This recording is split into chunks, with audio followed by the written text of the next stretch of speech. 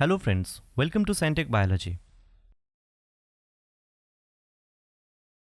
As with all land plants, the life cycle of an angiosperm alternates between a diploid sporophyte generation, represented here by the flower of the mature sporophytes plants, and the haploid gametophyte generation. Within the flower's male part, called the anthers, are millions of diploid cells called microsporocytes. These microsporocytes divide by meiosis to produce haploid microspores. Meanwhile, a similar process occurs within the flower female parts, which consist of one or more carpels. In this example, the single carpel consists of a stigma, style, ovary, and ovule. A single diploid megasporocytes exist in the ovules and divides by meiosis to produce 4 haploid megaspores, only one of which survive by producing 2 different types of spores, the microspores and the megaspore. Angiosperm and all other seeds plants are considered as heterosporous. Each microspore undergoes a mitotic division and differentiation to produce a pollen grain. A pollen grain is the haploid male gametophyte called macrogametophyte.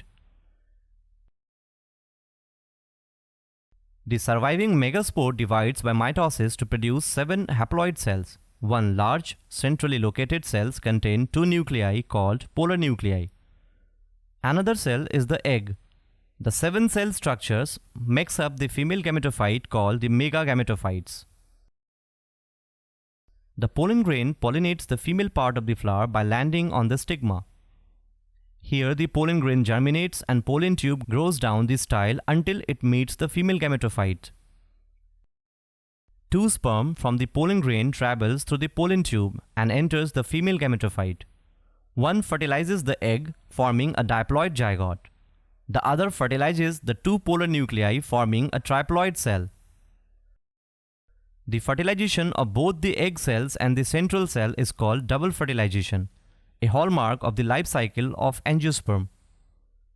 The zygote, which begins the next sporophytic generation, develops into the embryo, while the triploid cells develops into the nutritive endosperms of the seeds. The seeds germinate, and when the sporophytes, the life cycle begins again.